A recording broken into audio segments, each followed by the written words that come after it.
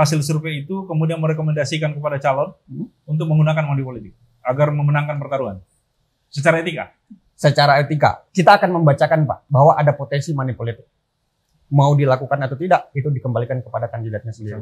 Janganlah bermoney politik. Nilai suara Anda tidak serendah itu. Ya.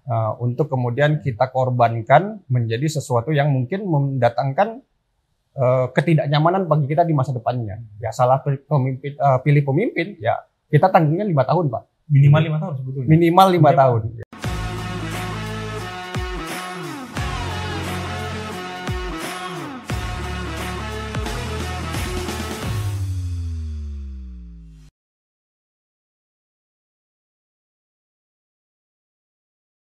Sahabat UKI, sore hari ini kita kembali kehadiran tamu dan kita akan berbincang santai seputar dunia politik di tanah air.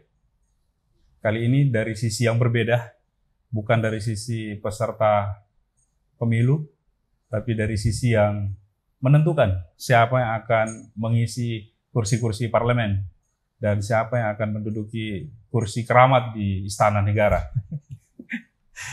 Nah, dalam hal ini kita akan berbincang dengan seorang tokoh yang sudah lama malang melintang di dunia lembaga survei, yang biasa juga menyambi sebagai konsultan para peserta pemilu. Sahabat UKI dimanapun Anda berada, 5 tahun lalu kurang lebih kita pernah dikagetkan dengan hasil survei yang bertolak belakang, sampai kemudian pilpresnya harus 2 pemenangnya. Satu memenangkan si A dan satunya lagi memenangkan si B. Tentu publik kaget. Nah, terkait itu, di studio sudah hadir Bung Komar, kita panggil begitu, sehari-hari aktif sebagai periset. Betul Pak. Melakukan riset dengan berbagai metodologi dan hasilnya seperti apa nanti beliau akan jelaskan.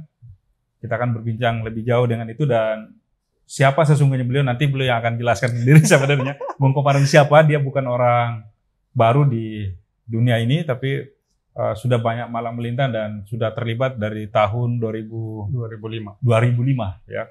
Terakhir sebagai penanggung jawab area untuk lingkaran survei Indonesia. Lingkaran survei Indonesia. Lingkaran survei Indonesia, Pak. Baik, Bung Komar. Silahkan disapa sahabat UKI. Kita ini santai, Bung Komar, mungkin beberapa menit kita ke depan akan banyak mengulas soal persiapannya. Karena saat ini, sebagai gambaran Bung Komar, sejak tanggal 1 Mei, itu sudah mulai pendaftaran calon anggota legislatif dan calon DPD. Ya. Meskipun sampai hari ini di tingkat provinsi belum ada yang datang mendaftar calon legislatif. Masih ditunggu, calon DPD-nya juga baru 2. Okay. Dari 18 yang sudah lolos memenuhi syarat untuk mendaftar sebagai calon DPD. Silakan, Bung Komar. Selamat sore, sahabat UKI. Perkenalkan, nama lengkap saya Komar Adrian. Kurang lebih sekitar 18 tahun lah saya malang melintang di dunia riset dan konsultan politik. Ya, banyaklah lembaga. Kalau bicara lembaga, sebetulnya ada banyak. Karena memang kadang-kadang kita kerja begini itu tidak terfokus pada satu lembaga. Ada aja yang kadang-kadang minta tolong gitu. Pak Komar tolong dibantu, ya kita bantu. Jadi kalau mengacu pada CV-nya sih akan panjang sebetulnya. Oke, baik, Bung Komar. Selama aktif di lembaga riset itu, yang paling berkesan itu yang seperti apa kira-kira? Yang paling berkesan? Banyak sih sebetulnya Pak, yang paling berkesan itu. Kan banyak cerita, apalagi kalau kita ketemu dengan surveyor ya, dengan surveyor ke daerah, ada daerah yang kadang ekstrim sekali gitu. Untuk ke sana saja kita harus lewat hutan gitu, karena memang kan survei ini kita tidak bisa hanya mengacu pada kota, tapi daerah-daerah yang kadang-kadang ekstrim masuk hutan, kita kadang-kadang menginap di hutan hanya untuk melaksanakan survei. Gitu. Itu cukup berkesan karena kita benar-benar di luar dari kebiasaan gitu, hanya untuk survei dan mencari data yang benar itu kita harus melakukan sesuatu yang cukup ekstrim di lapangan gitu Pak. Itu untuk riset non politik ya? Semuanya Pak. Semuanya, termasuk riset politik juga? Termasuk riset politik Pak. Oke, baik. riset-riset politik atau bahkan lembaga-lembaga survei yang dilakukan dalam rangka pemilu, itu kan yang paling sangat berkesan itu pada pemilu 2004 ya, mulai diperkenalkan namanya quick count, sampai kemudian ada yang merasa tidak percaya. Bagaimana bisa? Sampai kemudian muncul anekdot pemilu di luar negeri seperti apa, pemilu di Indonesia belum pemilunya berlangsung sudah tahu siapa hasilnya kan gitu. Kira-kira mengalahkan pemilu di masa Orde Baru. Pemilu Orde Baru kan masih pencoblosan sudah ketahuan partai apa yang menang. Kalau ini anekdot yang banyak berkembang adalah pemilunya belum berlangsung sudah ditahu siapa yang akan duduk gitu kira-kira. Dan ini karena banyaknya lembaga survei. Nah, saya ingat sekali Bung Komar dalam satu tayangan televisi yang membawa quick count masuk di Indonesia itu, Malarang Bersaudara kurang lebih saat itu, maka ini adalah kemajuan ilmu pengetahuan dan teknologi sehingga kemudian belum semuanya selesai sudah ditahu hasilnya quick count. Nah, saat itu banyak sekali cerita. Nah, tapi kemudian pada pemilu 2019 itu tiba-tiba publik geger kan. 2014 itu kan dua kelompok lembaga survei yang berbeda hasil. Dan masing-masing di backup oleh televisi. Biru dan merah. Biru hasilnya lain, merah hasilnya lain. Kalau kita menyebut warna. Tapi ya, nah Bung Komar sebagai periset senior dalam menyiasati yang seperti itu, apa sesungguhnya yang terjadi sehingga hasilnya begitu berbeda, tolak belakang, hitam putih. Ya, yang namanya survei ini kan sebetulnya menggunakan sampel, Pak ya. Nah, menggunakan sampel dan menggunakan metodologi untuk menentukan sampel itu sendiri. Nah, perbedaan itu sebetulnya wajar dalam survei karena kita tidak mengambil data keseluruhan populasi. Nah, tergantung dari metode yang digunakan, bisa saja terjadi perbedaan-perbedaan gitu. Nah, dua lembaga itu yang kemudian menghasilkan hasil yang berbeda, itu wajar, Pak. Wajar saja, karena memang metode dan cara mereka juga menyampaikan itu punya cara sendiri gitu. Misalnya waktu itu saya, misalnya ada satu lembaga gitu yang menyatakan A menang, B menang. Metodologinya apa dulu, Pak? Jadi memang kadang-kadang metodologi yang berbeda bisa menghasilkan tampilan yang berbeda pula. Gitu. Jadi wajar aja sebetulnya. Kalaupun terjadi itu berbeda, ya ada banyak unsur, mulai dari metodologi itu sendiri ataupun lembaga itu sendiri punya kepentingan. Begitu. Itu bisa saja. Namanya kan ini kita sebetulnya tidak bisa lagi mengatakan bahwa lembaga-lembaga yang terlibat itu hanya sebagai lembaga survei, bukan. Saya lebih cenderung mengatakan bahwa lembaga itu sudah konsultan. Nah, ini konsultan yang bisa melakukan survei. Itu sebetulnya, Pak. Nah, ini dia. Nah, inilah yang harus disampaikan ke publik. Karena ketika lembaga survei itu merangkap sebagai konsultan, harusnya dia jujur bahwa saya merangkap sebagai konsultan agar tidak membodohi publik kan. Karena biasanya juga ini kan mereka menggunakan itu sebagai hasil surveinya sebagai ajang untuk kampanye sebetulnya. Betul. Nah, dalam hal ini idealnya penyelenggara harus bisa membedakan itu ya. Dan kalau perlu berani menegur dan atau memberi kartu merah atau kartu kuning. Ya. Karena ketika dia nyambi pasti hasilnya akan dibolak-balik menggunakan bahasa ini. Padahal yang kita pertaruhkan di sini adalah metodologi dan kredibilitas. Ujungnya kredibilitas. Nah, pertanggungjawab moralnya kira-kira gimana? Ya, itu kembali kepada orang-orang dalam lembaga sendiri, Pak. Kalau kita bicara moral ini kan kembali kepada lembaganya. Lembaga itu sendiri sebetulnya tidak menyajikan hal yang salah. Tidak menyajikan hal yang salah. Tapi lebih kepada mengambil fokus yang berbeda gitu, Pak. Misalnya si A itu lembaga A, kliennya A juga, B kliennya B juga. Nah, lembaga A ini hasil surveinya menyatakan bahwa si A ini bukan nomor satu.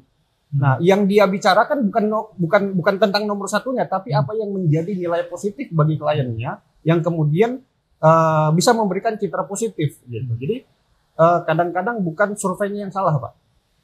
Masyarakat melihat, oh ini surveinya salah, bukan. Kita lembaga itu bukan menjanjikan yang salah, Pak, bukan. Tapi menitik beratkan fokus hasil risetnya pada titik tertentu. Pada sisi mana dia tonjolkan. Betul. Ibaratnya masuk kandang orang buta masuk kandang gajah.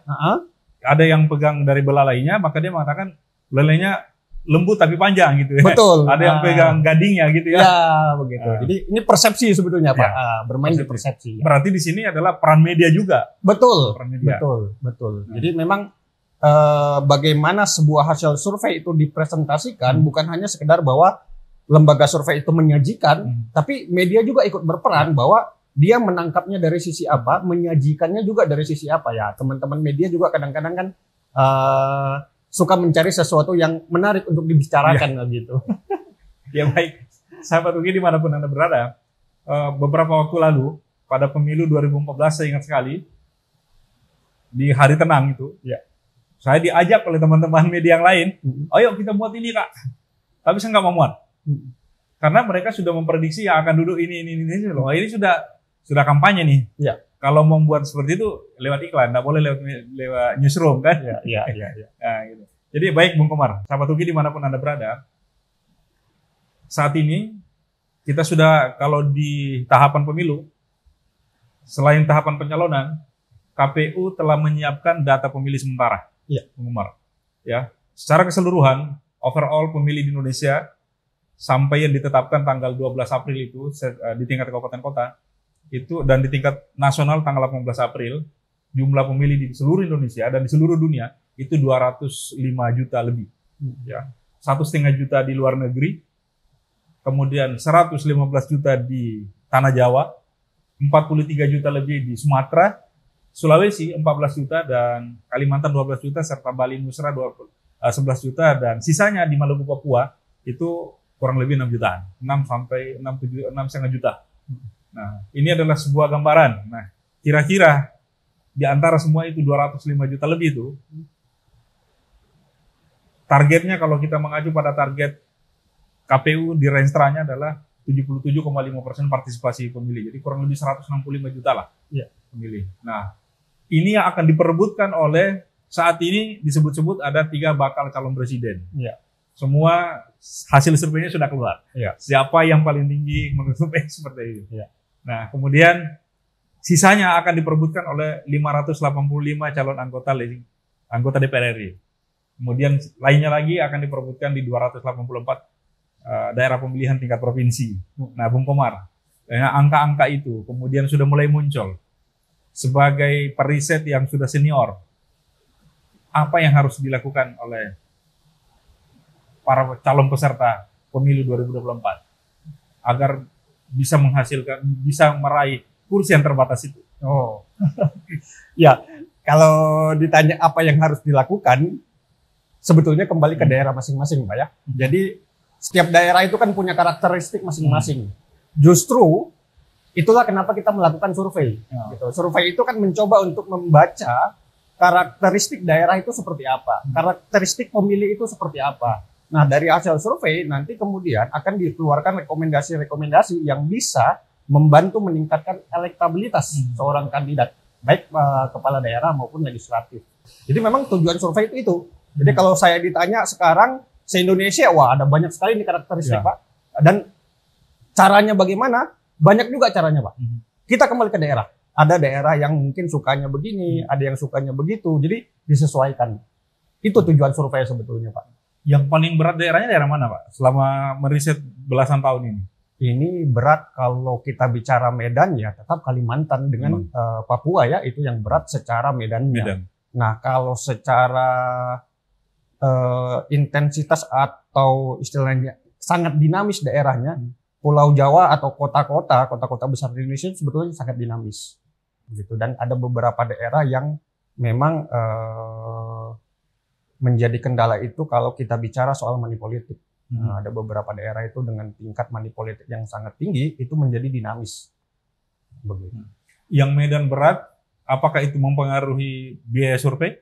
Sangat, Pak. Sangat. Survei di kota dengan survei harus kita naik ke gunung kan beda, Pak.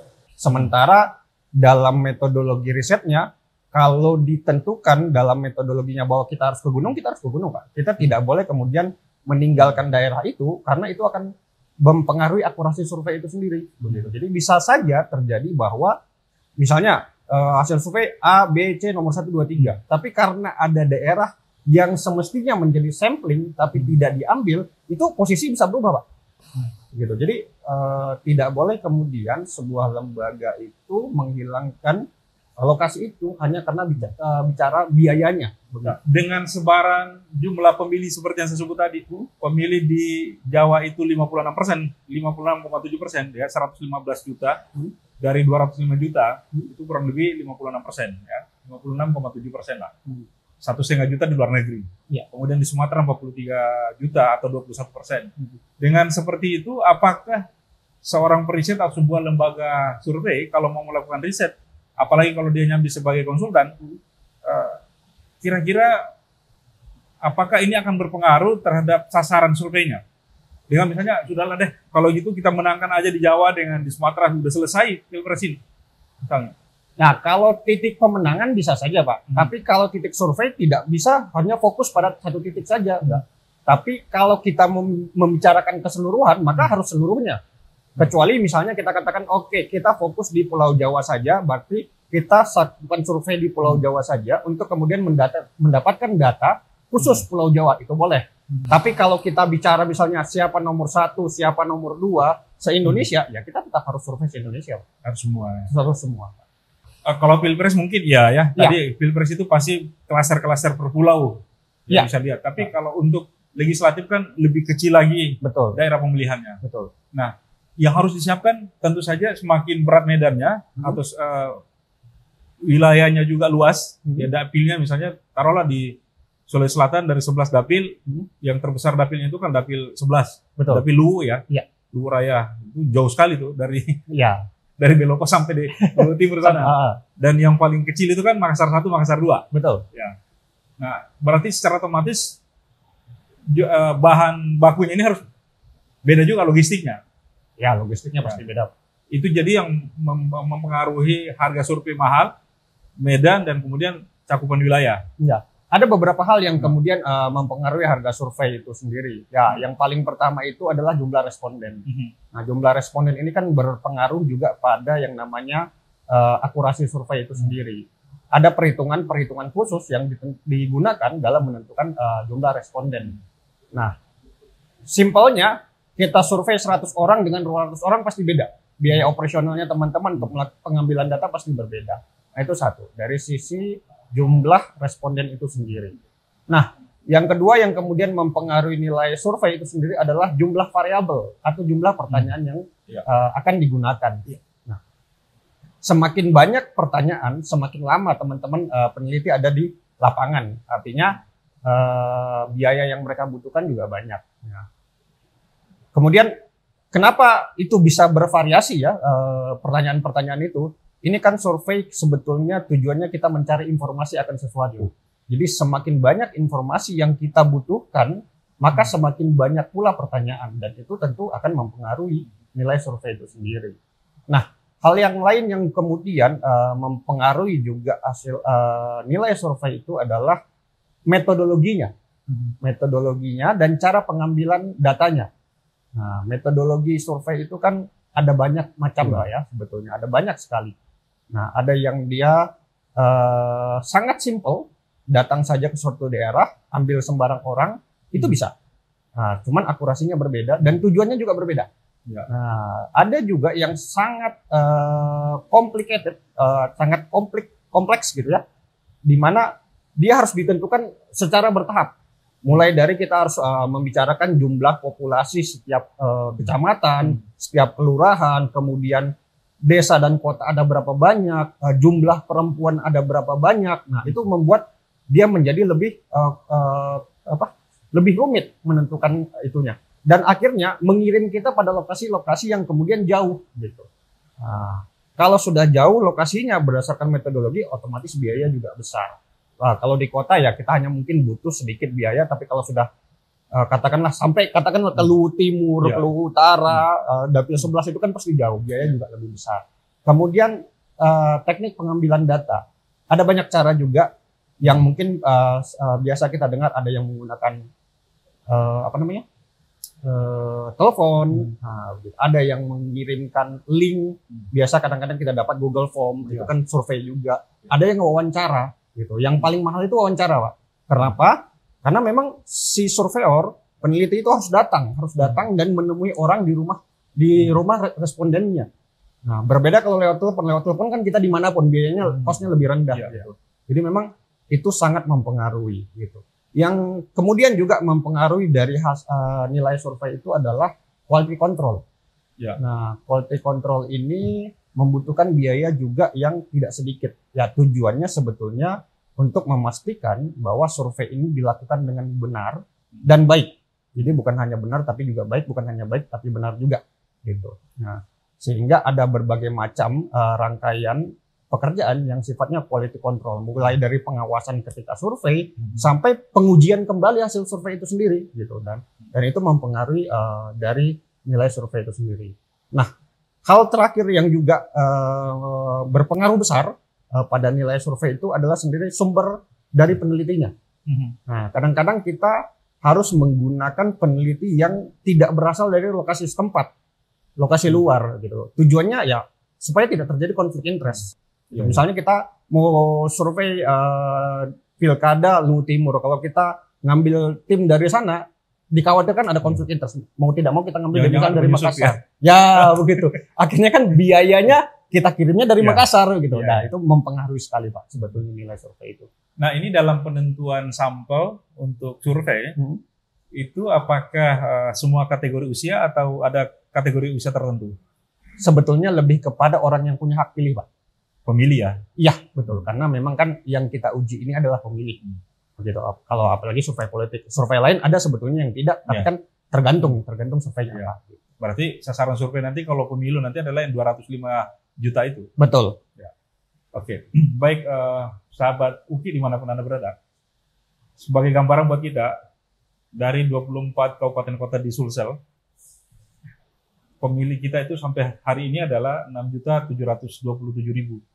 Ya, jauh lebih besar dari pemilu 2019 yang hanya 6.159.000. Ya, tapi ada yang menarik.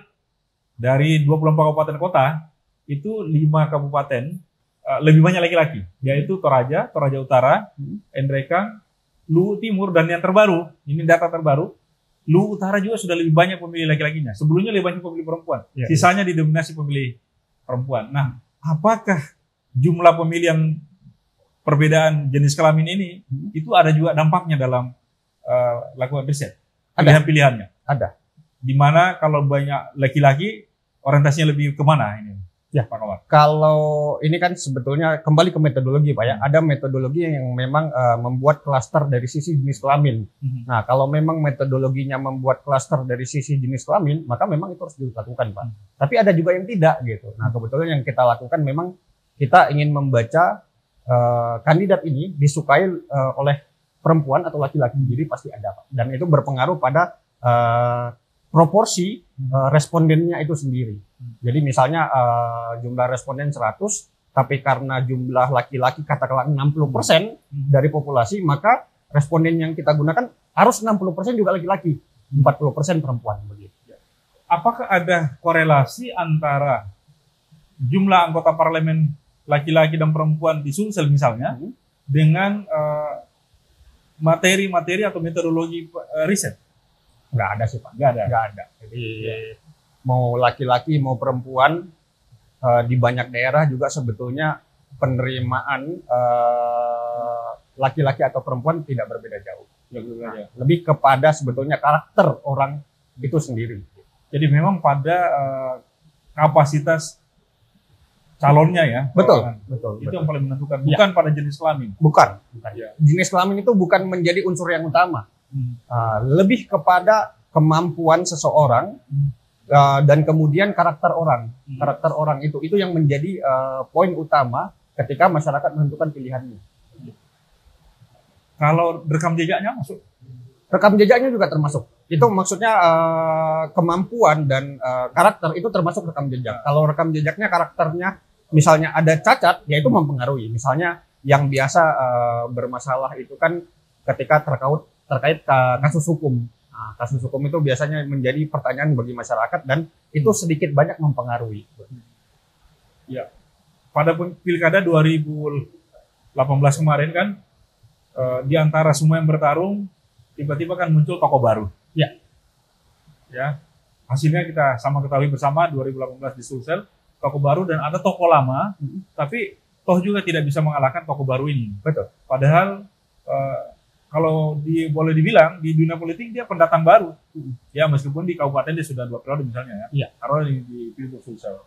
Nah, itu sebetulnya apakah karena memang dia di drive dari awal dan kemudian tim marketing yang jalan dengan baik, atau karena ada hal-hal lain? Kalau berdasarkan pengalaman Bung Komar melakukan riset-riset, atau bahasa lainnya begini, bagaimana membalik situasi dari tadinya biasa-biasa saja menjadi dia menjadi pemenang? Oh gitu. Nah, ini kan yang mau orang tahu ini. Ya, itu memang enak kalau kita pernah melakukan survei, Pak. Itu ada banyak hal yang kemudian bisa dijadikan landasan atau menjadikan informasi dari survei itu sendiri. Nah, survei itu kan kadang-kadang yang menjadi pertanyaan, kenapa sih kita harus survei? Ya. Nah, kenapa sih kita harus survei? Nah, kalau saya akan mengatakan bahwa kenapa kita harus survei? Karena kita butuh tahu seperti apa peluang dan seperti apa kemungkinan. Kan begini, Pak, seorang kandidat itu, Pak, saya butuh survei, saya mau tahu elektabilitasnya seperti apa. Nah, itu satu pertanyaan dasar. Nah, setelah kemudian diajukan itu, survei kemudian sudah keluar hasilnya, yang diharapkan dari sebuah hasil survei adalah dia bisa menjawab 4 pertanyaan utama lagi, Pak. Apa itu? Saya ini sudah nomor 1 atau belum? Kalau belum, saya punya peluang jadi nomor 1 atau tidak? Kalau punya peluang, bagaimana caranya? Nah, yang berikutnya adalah, saya sudah nomor 1 atau belum? Sudah. Saya masih bisa dikalahkan atau tidak? Nah, kalau masih bisa, bagaimana caranya saya tetap menjadi nomor 1? Nah, itu sebetulnya pertanyaan yang harus bisa dijawab dengan survei. Itu survei yang baik, Pak, ya, dalam konteks survei politik ini. Gitu. Nah, survei itu bisa membaca peluang seseorang. Jadi kalau dibilang bahwa itu adalah kerjaan timnya, itu pasti, Pak. Itu pasti. Cuman di survei itu kita bisa melihat seperti apa potensi-potensinya. Orang bisa saja dia nomor 1, tapi ternyata jumlah pemilih militansinya sangat rendah. Jadi itu bisa dikalahkan. Hasil surveinya tinggi. Tapi kan hasil survei itu tidak hanya bicara mengenai bahwa yang pilih dia siapa, tapi juga yang mana yang militan. Begitu. Oh, saya ini militansi si A, biar di apapun saya tidak akan berubah. Nah, itu militansi. Tapi ada juga, ya untuk sehari ini saya pilih A, saya belum tahu visi misinya seperti apa, kedepannya seperti apa, perintahnya seperti apa dalam tanda kutip. Nah, itu bisa berubah. Begitu. Belum lagi ya faktor yang menjadi seru dan selalu menjadi pembicaraan kita adalah money politik. Nah, itu kan sangat berpengaruh gitu. Jadi posisi 1, 2, 3 itu masih bisa berubah sampai menjelang hari H karena banyak faktor begitu. Dan survei itu membantu mengidentifikasi itu sebetulnya, Pak. Jadi ada survei yang membacakan, ada tim yang mengambil tindakan berdasarkan rekomendasi survei itu. Kalau etikanya, bolehkah hasil survei itu kemudian merekomendasikan kepada calon untuk menggunakan money politik agar memenangkan pertarungan? Secara etika? Secara etika, kita akan membacakan, Pak, bahwa ada potensi money politik. Mau dilakukan atau tidak, itu dikembalikan kepada kandidatnya sendiri. Betul. Itu persentasenya berapa, Pak Komar? Persentasenya untuk membalikkan keadaan dengan money politik? Tergantung kondisinya juga, Pak. Ya, karena kondisinya misalnya begini. Kandidat A dengan B ini kan jaraknya berapa sih sebetulnya? Iya. Jaraknya berapa? Butuhnya berapa untuk menang? Nah, itu kan logika standarnya, Pak, ya. A dengan B jaraknya cuma 5%, tapi ada yang namanya margin error. Gitu. Kita menghitung butuhnya berapa persen sih untuk kemudian merubah keadaan ini. Ya tinggal dibicarakan saja, Bapak harus melakukan ini, jumlahnya harus sekian, capaiannya harus sekian untuk bisa membalikkan keadaan. Nah, cuman ada unsur lain, apakah pihak lawan juga melakukan itu atau tidak. Jadi ada banyak perhitungan yang kemudian bisa dilakukan untuk menentukan 1% kah, 2% kah, 3%. Ini perhitungan money politik, perhitungan seru sebetulnya, Pak, karena sering terjadi gitu. Gara-gara money politik, seseorang itu bisa jadi hampir kalah atau hampir menang. Gitu. Kalau hampir kalah kan enak, Pak. Kalau hampir menang kan tidak enak. Dan tidak ada yang namanya kalah terhormat ya. Tidak ada, Pak. Tidak ada yang namanya kalah terhormat, Pak. Mending menang curang daripada kalah terhormat. Sederhananya begitu. Tetapi ya kalau itu kita berbicara hasil ya, Iya. orientasinya hasil. Tapi Betul. kalau kita orientasinya untuk perbaikan, Iya. perbaikan kualitas demokrasi kan tentu tidak begitu. Oh, tentu tidak begitu, Pak. Kita berharap sih sebetulnya Ya. demi kemajuan kita kan bukan itu yang Ya. menjadi poin utamanya. Memberikan pendidikan politik kepada masyarakat juga harus dilakukan. Toh memang ada juga lembaga-lembaga konsultan maupun survei itu yang mencoba memberikan pendidikan politik. Gitu. Janganlah bermani politik. Nilai suara Anda tidak serendah itu. Ya. Untuk kemudian kita korbankan menjadi sesuatu yang mungkin mendatangkan ketidaknyamanan bagi kita di masa depannya. Ya salah pilih pemimpin, ya kita tanggungnya 5 tahun, Pak. Minimal 5 tahun sebetulnya. Minimal 5 tahun. Ya. Karena bisa dampaknya lebih jauh lagi. Betul. Gitu. Dan belum tentu 10 tahun, Pak. Iya. Artinya kan hasil kerjaan dia itu kan memberikan dampak seterusnya panjang, gitu. betul. Misalnya contoh kerusakan lingkungan ya kan tidak mungkin mudah diperbaiki gitu. Begitu. Ya, jadi sahabat Uki, ini dari sisi calon pengguna riset yang akan menggunakan jasa konsultan, ini ada bocoran-bocoran nih. Tapi kita berharap ya, ini bukan hanya pergantian kepemimpinan dalam 5 tahun, tapi dampaknya seperti disampaikan Bung Komar, ini panjang untuk bangsa ini. Betul. Nah, apakah kita mau instan seperti itu atau tidak? Ya, tentu yang akan menanggung adalah anak cucu kita. Betul, Ya. betul, Pak. Nah, jadi sahabat Uki dimanapun Anda berada, boleh nanti kita diskusi lebih jauh bagaimana untuk bisa memenangkan pertarungan secara terhormat, meskipun tidak ada lebih bagus kalah. Lebih bagus menang curang kalau bahasanya, lebih bagus menang curang daripada kalah terhormat. Tetapi untuk kepentingan dan kemaslahatan bangsa, sebetulnya harus dibalik ya. Iya, betul. Raihlah kemenangan secara terhormat. Ya, Betul-betul kemenangan yang diraih itu adalah bukan kemenangan semu, Ya. tapi kemenangan untuk kebaikan. betul, betul. Baik, Bung Komar. Ini itu sisi moralitasnya. Iya. Nah, sekarang untuk membalik itu, tanggung jawab lembaga survei, lembaga riset, dan para perisetnya sendiri seperti apa ini untuk ketika ada godaan-godaan dari kliennya, pokoknya saya tidak mau tahu, saya mau menang. Nah, ini bagaimana cara mengantisipasi itu? Kalau bicara lembaga riset itu tidak sampai ke situ, Pak. Konsultan yang sampai ke situ. Lembaga riset itu kan dia hanya melakukan survei dan menyajikan, tidak kemudian melakukan tindakan. Nah, kalau konsultan, nah itu lain lagi cerita.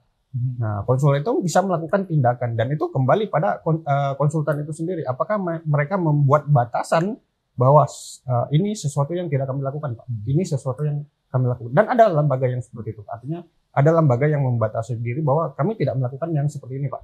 Silahkan saja Bapak kalau mau mencari orang lain, tapi kami melakukan hal yang Hanya riset aja. Betul. Jadi ada garis demarkasi. Kalau riset itu seperti apa? Ya. Riset itu betul-betul mengedepankan ilmu pengetahuan dan teknologi. Ya? Betul, Pak. Ya.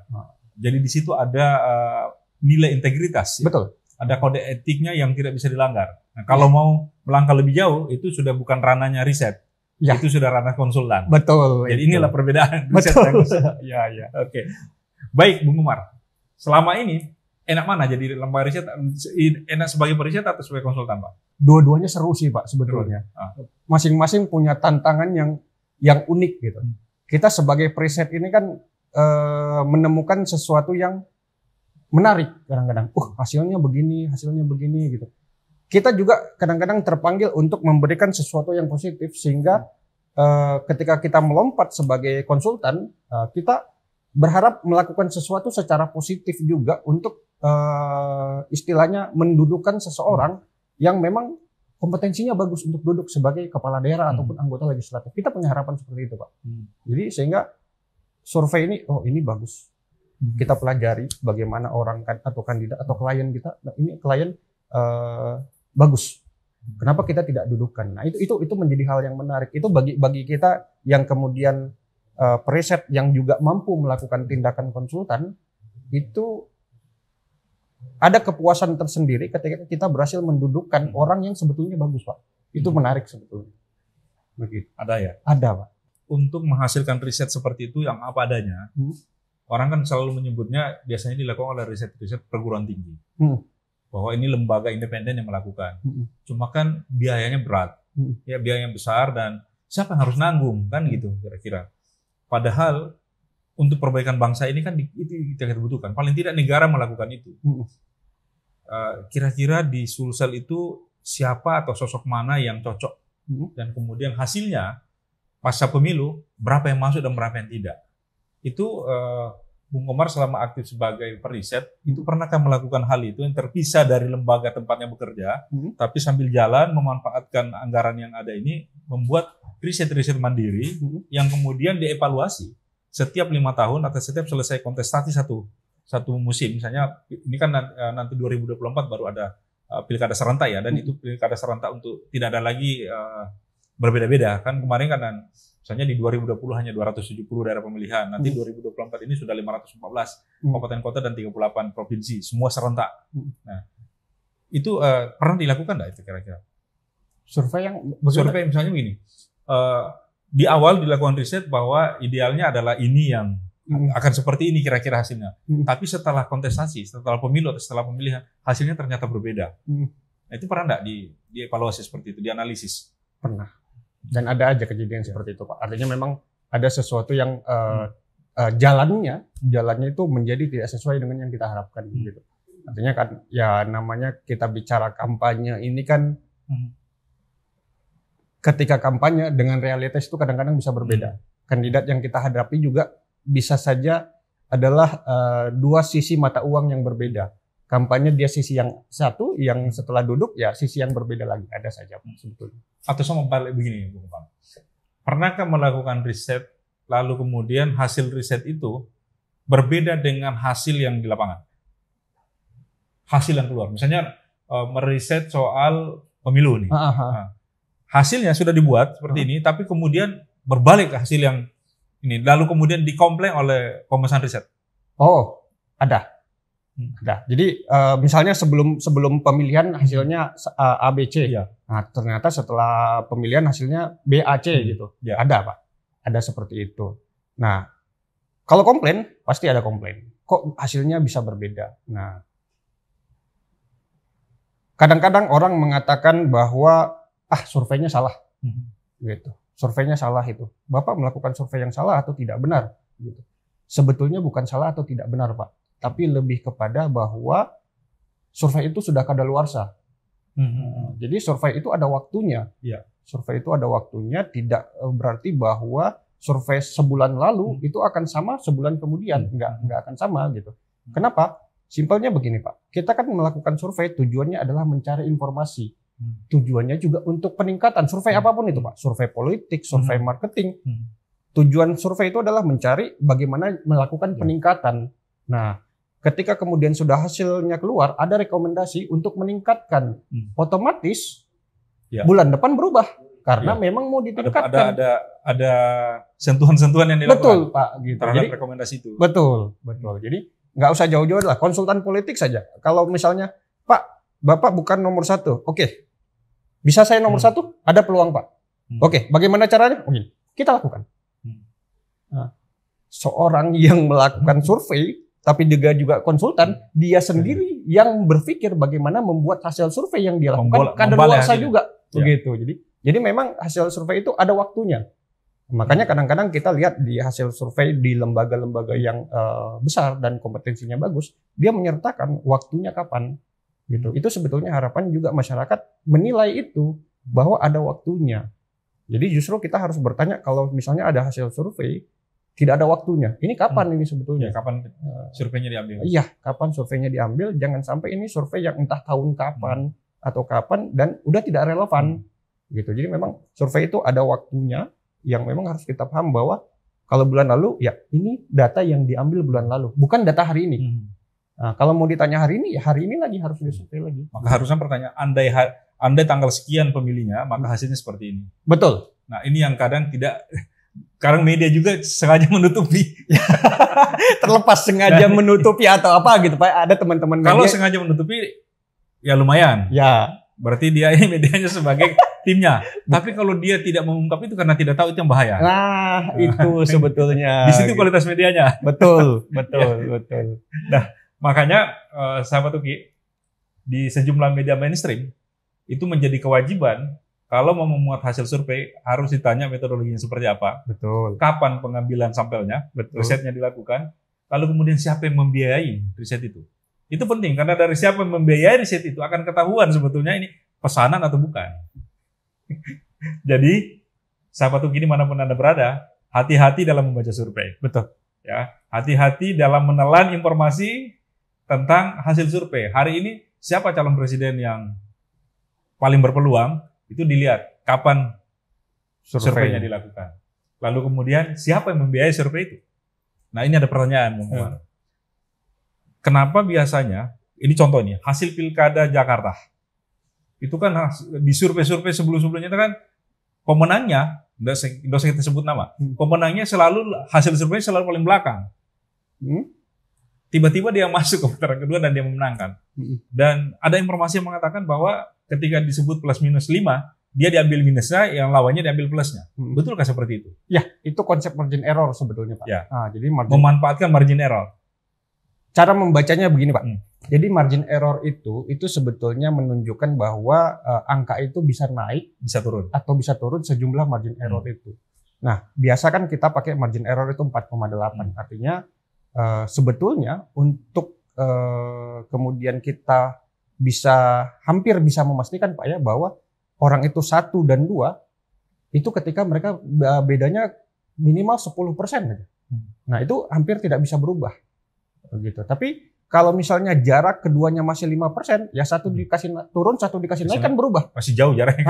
Gitu. Cuman kan masyarakat ya udah main baca aja, oke nomor 1 sini, nomor 2 udah gitu aja. Gitu. Dia melihat hasil dari para kopilih itu sudah jelas-jelas kalah di situ.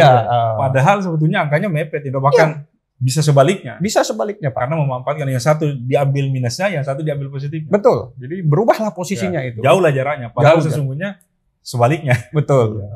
Nah, satu lagi Bung Komar. Ini publik sering bertanya-tanya. Ini bisa-bisanya ini lembaga survei atau lembaga riset itu menyebutkan yang menang ini padahal pemilihnya 205 juta, yang diambil sampelnya hanya 2.000 atau 1.000. Nah, bagaimana mempertanggungjawabkan itu? Bagi kalangan dunia pendidikan, akademisi pasti paham lah. Ya. Tapi masyarakat awam kita ini butuh penjelasan. Nah, ini yang nonton sahabat Uki, saya yakin dan percaya bukan hanya yang paham itu, tapi banyak publik juga mau tahu. Ini tanggung jawab moral kita menjelaskan kepada publik. Bagaimana, Bung Komar? Silakan. Ya. Jadi itu. Yang namanya metodologi penelitian itu kan bukan sesuatu yang kemudian dilakukan sekali, tapi sudah dilakukan berulang kali, sudah diuji coba berulang kali, dan menunjukkan bahwa metodologi itu benar dan bisa digunakan untuk memotret sebuah kondisi walaupun kemudian hanya sampling, begitu. Nah, ada analogi yang sederhana sebetulnya, Pak. Kalau misalnya kita masak, ibu atau bapak di rumah sedang masak, kasih garam, gitu. Kalau kita mau ngetes sup, misalnya masak sup, udah enak atau enggak, kan nggak mungkin ibu kita telan semuanya.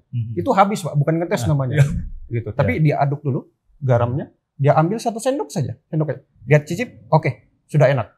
Sudah, dan itu semuanya enak gitu. Satu panci enak. Satu panci gitu. Jadi itulah sampling gitu. Jadi bukan berarti kita harus ngambil semuanya. Kalau ngambil semuanya itu bukan lagi namanya survei, bukan namanya sampling, Pak. Tapi sudah sensus itu namanya begitu. Jadi memang ada metodologi yang memang sudah diuji coba oleh banyak sekali periset dan membuktikan bahwa itu cukup. Itu cukup dan tidak harus semua. Makanya memang jumlah responden itu bisa berbeda-beda, tergantung populasinya, tergantung kebutuhannya, tergantung kondisi lapangannya sendiri begitu. Kalau masyarakat yang homogen, ya semakin sedikit, tapi semakin heterogen masyarakat itu otomatis itu bisa mempengaruhi jumlah sampling gitu. Jadi sampling yang atau responden yang sedikit itu karena populasinya dia cenderung homogen. Ya, ini yang harus dipahamkan kepada publik ya. Analogi tadi menarik sekali nih. Analogi ibu di dapur mengetes apakah garamnya cukup atau tidak atau berlebih. Ini yang harus dipahamkan karena memang kalau kita di kalangan dunia pendidikan itu biasa. Kita tahu lah yang pengambilan sampel seperti apa. Tapi memang masyarakat sering bertanya, Bisanya ya, hanya diambil 1.000, tapi dia sudah menentukan bahwa dari 205 juta yang akan memilih mereka ini. Nah ini yang harus, ya. Tapi inilah dunia pengetahuan, ilmu pengetahuan, seperti yang disampaikan oleh Malarangeng bersaudara pada tahun 2006, ketika pertama kali memperkenalkan yang namanya Pikau, dan banyak yang memprotesnya. 2006 atau 2004, saat itu saya masih di Racing Center berkantor, dan itu tayang di salah satu televisi. Begitu hasilnya 2004 ya, hasil Pilpres 2004 diumumkan, itu salah satu kalimat yang keluar adalah, inilah kemajuan ilmu pengetahuan dan teknologi yang sudah masuk di Indonesia, sehingga kemudian KPU sebagai penyelenggara belum selesai menghitungnya, tapi publik sudah bisa tahu bahwa pemenangnya adalah ini, dan hasilnya juga tidak berubah jauh. Ya, metodologinya seperti apa? Ya, inilah itu adalah rahasia dapur dari setiap lembaga riset, dan kita hargai itu. Kalau mau lebih tahu ya silakan berurusan dengan itu. Para calon legislatif yang saat ini sudah sementara ditunggu di kantor-kantor KPU di seluruh Indonesia, 515 kabupaten kota dan 38 provinsi. Ya, silahkan cari lembaga-lembaga riset. Kalau mau nyambi, mau seperti apa ya, lain lagi batasannya kalau riset dengan konsultan. Ya, kami di sini hanya menyajikan informasi. Seperti inilah kira-kira dunia hiruk pikuk riset di Indonesia, lembaga riset, termasuk riset di dunia politik. Masih ada yang mau disampaikan, Bung Komar? Ada yang terlupakan? Ya, saya pikir memang kita harus sama-sama belajar bahwa yang namanya riset itu adalah sesuatu yang tujuannya bisa membangun, dan diharapkan bahwa masyarakat tidak menjadi negatif gara-gara penampilan hasil riset. Dan kita juga berharap sebetulnya teman-teman yang melakukan publikasi hasil riset itu sendiri tidak sembarangan menerima hasil riset untuk dipublikasi. Nah, media ini kan juga harapannya bisa ikut mengedukasi masyarakat. Jadi kalau ada hasil riset, marilah kita sama-sama konfirmasi ini lembaganya seperti apa. Minimal ya itu tadi, metodologinya jelas gitu. Jadi jangan sampai ikut menciptakan riuh di masyarakat. Ya kalau riuhnya sekedar rame-rame bicara nggak apa-apa Pak, tapi kan yang zaman sekarang itu ada hoax lah, ada apalah yang kemudian memberikan dampak negatif kepada masyarakat.